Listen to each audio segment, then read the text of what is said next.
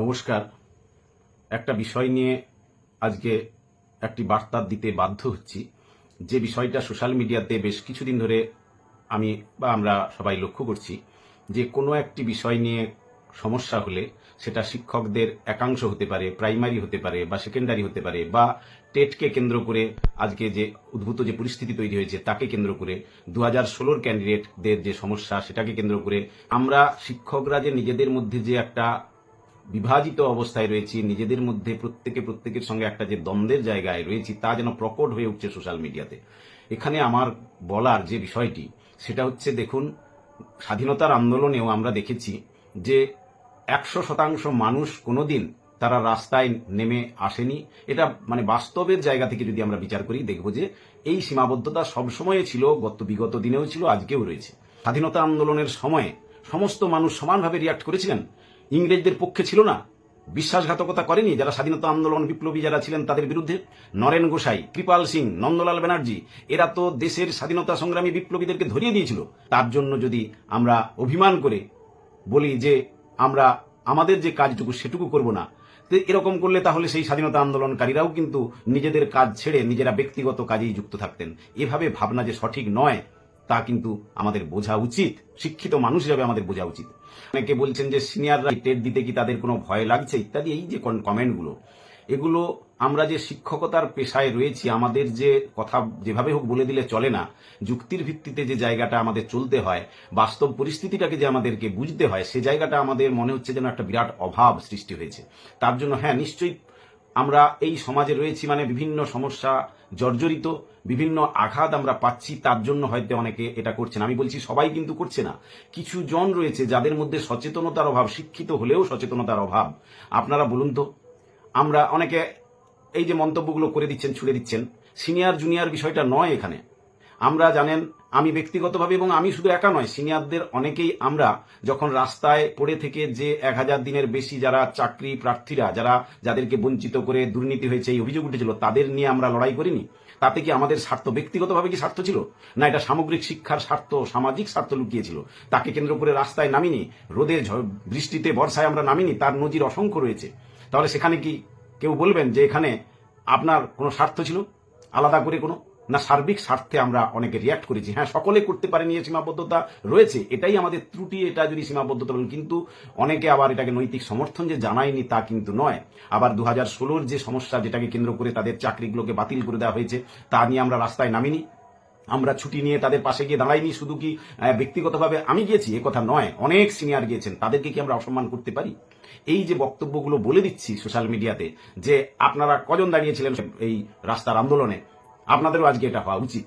এটা হয়তো কারো প্রতি রাগ ক্ষোভের ভিত্তিতে এই কথাগুলো বলে দিচ্ছেন, কিন্তু সামগ্রিকভাবে আমি মনে করি 100% কোন, অর্থাৎ যারা 16 যারা ভুক্তভোগী ক্যান্ডিডেট, তারাও কি 100% রাস্তায় নেমেছিলেন বলুন তো?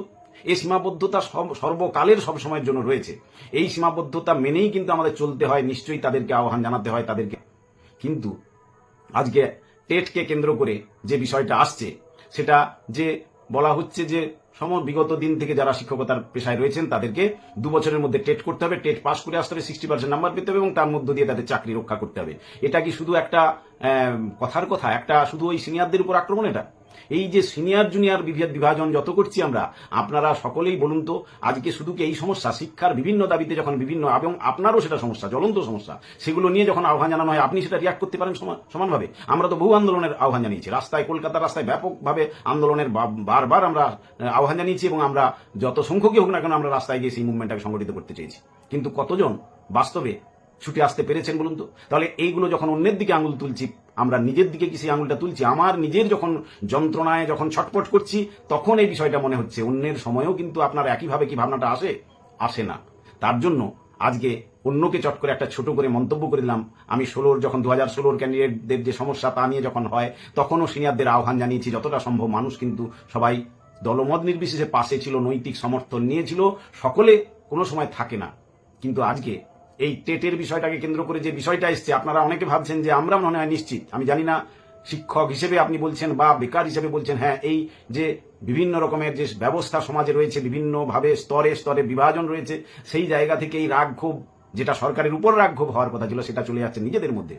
এই জায়গাটার ফলে কিন্তু সুযোগ শাসক নেবে, এই জায়গা থেকে আমার বক্তব্য যে আজকে টেট নিয়ে যে বিষয়টা হচ্ছে, বলুন তো, যেখানে বিএড ট্রেনিং, পিটিটিআই ইত্যাদি করার মধ্য দিয়ে তৎকালীন সময়ে রুলস রেগুলেশনের ভিত্তিতে শিক্ষকতার চাকরি পেয়েছে, আজকে বলা হচ্ছে তোমাকে এইগুলো করতে হবে, সেগুলো যে রেট্রোস্পেক্টিভ যে এফেক্ট এই যে বলে দেওয়া হচ্ছে, এই বিষয়গুলো কি যথাযথ? এর কোনো ন্যায় অন্যায়ের বিষয় নেই? আমরা সেটা নিয়ে কোনটা ন্যায় কোনটা অন্যায় সে অনুযায়ী পক্ষে দাঁড়াবো না, শুধু কোনো একটা বিষয়কে কেন্দ্র করে সেই রাগটাকে বা কোনো ক্ষোভটাকে, সেটা আসল যারা দোষী তাকে বাদ দিয়ে নিজেদের মধ্যেই দ্বন্দ্বে লিপ্ত হব? তাহলে কিন্তু আমরা সেই যে বললাম যে নিজেদের সমস্যার সময় কিন্তু একইভাবে বুমেরাং হয়ে আসবে। আগামীতে এই টেট আজকে যারা দিয়েছেন তাদের ক্ষেত্রে আবার একটা নিয়ম করবে না, তার কি গ্যারান্টি আছে? আমরা তো যারা রয়েছি আজকে শিক্ষকতার পেশাতে, তাদের বিএড ট্রেনিং, তারা এসএসসিদের কম্পিটিশনের মাধ্যমে যে চাকরি পেয়েছে, তারা তো লিখিত পরীক্ষা দিয়েছে, তার মধ্যে ওই জিকে পার্টও ছিল এবং সাবজেক্টও ছিল, আপনারা জানেন।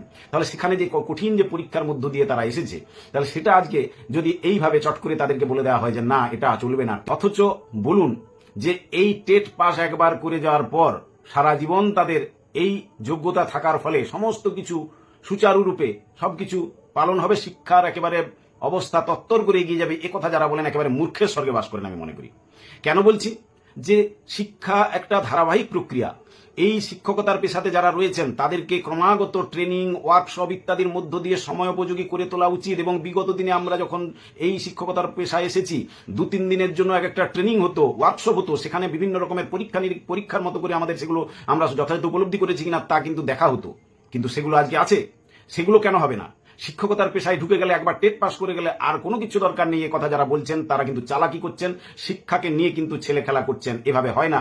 আজকে বিএড ট্রেনিং যাদের রয়েছে, পিটিটিআই রয়েছে, বিভিন্ন ধরনের ট্রেনিং রয়েছে, সেগুলো তৎকালীন সময়ের নিয়মের ভিত্তিতেই তারা কিন্তু এসছে। তাহলে আজকে তাকে এগিয়ে নিয়ে যেতে গেলে, ব্যবস্থাটাকে এগিয়ে নিয়ে যেতে গেলে, যদি টেটের কথা আমরা বলছি তা যদি উপযোগী হয়, তাহলে সেরকম ভাবে যারা বিগত দিন থেকে শিক্ষকতার পেশায় রয়েছে তাদেরকে সেই বিষয়গুলো করিয়ে নেওয়া হচ্ছে না কেন? ট্রেনিং দিয়ে তাদেরকে করিয়ে নেওয়া হচ্ছে না কেন? ওয়ার্কশপের মধ্য দিয়ে কেন করানো হচ্ছে না? এই বিষয়গুলো, এই দাবিগুলো অসঙ্গত, এগুলো যুক্তিযুক্ত নয়, যুক্তিসঙ্গত নয়। এই বিষয়গুলো কিন্তু তুলে ধরতে হবে। কেন্দ্র এবং রাজ্য সরকার, প্রতিটি সরকারের কাছেই কিন্তু এই আন্দোলনের বার্তা তুলে ধরতে হবে, ব্যাপকভাবে এই আন্দোলন গড়ে তুলতে হবে। রাজ্য সরকারের ভূমিকা রয়েছে, তারা যথাযথ ভূমিকা পালন করুক, পাশাপাশি কেন্দ্রীয় সরকার তার ভূমিকাও কিন্তু কম নয়, তাদেরকেও দায়িত্ব নিতে হবে। পার্লামেন্ট হচ্ছে একটা দেশের গুরুত্বপূর্ণ জায়গা, যেখানে নিয়ম নীতি তৈরি হয়, তারা পার্লামেন্টে এই বিষয়টি তুলে ধরলে এই বিষয়গুলোর যথাযথ সমাধান হতে বেশিক্ষণ লাগে না। ফলে রিভিউ পিটিশন দিয়ে পুরোপুরি কাজ হবে না। তার জন্য আমাদের কিন্তু গোটা দেশব্যাপী, রাজ্যব্যাপী এই আন্দোলন, ঐক্যবদ্ধ আন্দোলন গড়ে তুলতে হবে। আইনি প্রক্রিয়া চলবে, কিন্তু আন্দোলনের জায়গা থেকে কিন্তু নিস্তব্ধ থাকলে চলবে না। সর্বভারতীয় স্তরে কিন্তু আন্দোলন দরকার। এই জায়গায় সকলে আসুন, যারা এফেক্টেড বা যারা এফেক্টেড নয়, সকলেই একত্রিতভাবে এই আন্দোলন কিন্তু গড়ে তুলতে হবে শিক্ষার স্বার্থে, শিক্ষা বাঁচানোর স্বার্থে। অন্যান্য যে সমস্যা রয়েছে সমস্ত ক্ষেত্রেই আমরা যদি মনে করি তা ন্যায়সঙ্গত, তাহলে আমাদের প্রত্যেকের উচিত তার পাশে গিয়ে থাকা। যদি পাশে নাও থাকতে পারি, নৈতিক সমর্থন থাকবে, কিন্তু সরাসরি তার বিরোধিতা করার মধ্য দিয়ে শুধুমাত্র কিন্তু আপনি তাদের বিরুদ্ধে গেলেন না, শিক্ষা যে ব্যবস্থা তার বিরুদ্ধে গেলেন। সরকারি শিক্ষা ব্যবস্থাটা কিন্তু ধ্বংস হয়ে গেলে আমার আপনার সন্তান, আগামীর যে ভবিষ্যৎ, তা কিন্তু রক্ষা পাবে না। তাদের নিয়ম, আইন এবং স্ববিরোধিতা বহু রয়েছে। 12 সালের যে সংশোধন, যে রাইট টু এডুকেশন অ্যাক্ট, আর 17 সাল, দুটো যে একেবারে পরস্পর বিরোধী, 17টাই হচ্ছে অবৈধ। এই জায়গাগুলো, যুক্তির জায়গাগুলো আমরা তুলে ধরবো না। আসলে শিক্ষার উপর যে আক্রমণ আসছে, এই জায়গাটা যদি আমরা ভুলে গিয়ে নিজেদের মধ্যে দ্বন্দ্বে লিপ্ত হই, তাহলে যা হওয়ার তা হবে।